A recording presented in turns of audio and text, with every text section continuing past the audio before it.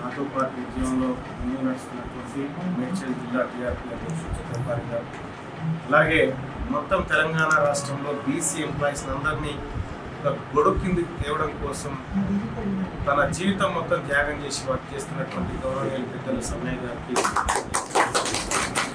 అలాగే ఇక్కడ తెలంగాణ రాష్ట్రంలో బీసీలంతా ఏకతాటిపైకి వస్తున్నటువంటి తరుణంలో కుషాయిగూడ డిపో ఇది నా హోమ్ డిపో లాంటిది. ఎందుకంటే నేను ఈ డిపో బస్సులు ఎక్కే చదువుకున్నటువంటి వాడిని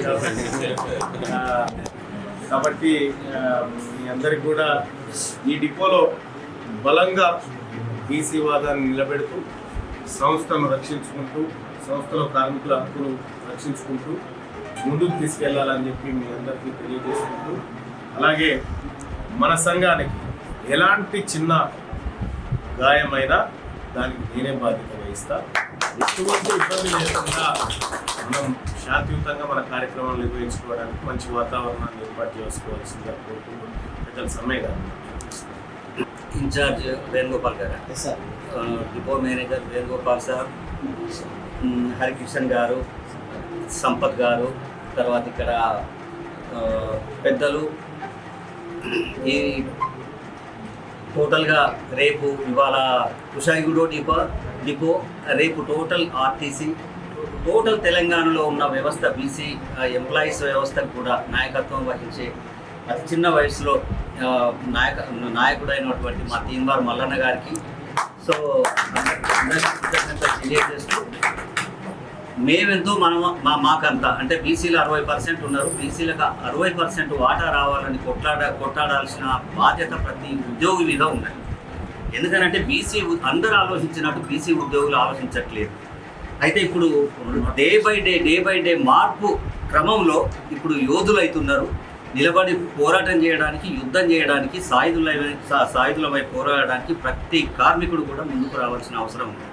అట్లనే ఈ కార్మిక ఉద్యమం జరుగుతున్న క్రమంలో ఈ కార్మికులకు బాధ్యత వహిస్తున్న డీఎంగా మీరు మనం ఇంజనీరింగ్ చదువుకున్నా ఏం చేసినా కూడా ఒక సామాజిక వర్గం నుంచి వచ్చిన వాళ్ళం కాబట్టి మన సామాజిక వర్గానికి, మన శ్రామిక వర్గానికి ఎవరైతే మనం ఇవాళ అధికారులం అవుతాం, మన తాత ముత్తాతలు కూడా కార్మిక వర్గం నుంచి, రైతు కుటుంబాల నుంచి వచ్చిన వాళ్ళే. కాబట్టి ఏ వర్గం ప్రజలు ఆ వర్గం కోసం ఆలోచించాలని చెప్పేసి అధికారులను కూడా మేము రిక్వెస్ట్ చేస్తున్నాం. తర్వాత ఆ అధికారులు ఎందుకు రిక్వెస్ట్ చేస్తున్నాం అని అంటే మనం కూడా ఒకప్పుడు వ్యవసాయం చేసుకొని వ్యవసాయ కుటుంబాల నుంచి వచ్చిన వాళ్ళమే కాబట్టి ఇప్పుడు కొంతమంది అదృష్టం బాగున్న వాళ్ళు ఉద్యోగానికి వచ్చేందుకు, తర్వాత బాగా చదువుకున్న వాళ్ళు అధికారులు అయినరు, తక్కువ చదువుకొని మామూలుగా టెక్నీషియన్స్ అయిన వాళ్ళందరూ కూడా ఇవాళ కార్మికుల్లాగా పనిచేస్తున్నారు. కాబట్టి కార్మికులు అంటే ప్రపంచ కార్మిక చరిత్ర చూసినట్టయితే చాలా గొప్పది. ఈ శ్రామిక వర్గమే తర్వాత కొన్ని దేశాలను పరిపాలించిన చరిత్ర ఉన్నది, ఘన చరిత్ర ఉన్నది. కాబట్టి కార్మికులు కాబట్టి భారతదేశంలో తీన్మార్ మల్లన్న గారి నాయకత్వంలో కార్మిక వర్గం పరిపాలనకు వచ్చే వైపు మనం నడవాలని చెప్పేసి మీ అందరికి విజ్ఞప్తి చేస్తూ ముగిస్తున్నాను. Thank you. మీకు ఏ విషయం ఉన్నా కూడా మీరు ఒక ఫోన్ నాకు మల్లన్న ద్వారా వచ్చినట్టయితే నేను వచ్చి ఏ అధికారి దగ్గర కూర్చొని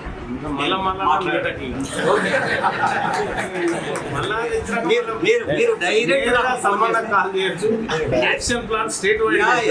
మీ పొన్న ప్రభాకర్ దగ్గర కూడా కూర్చొని కొట్లాడతాం.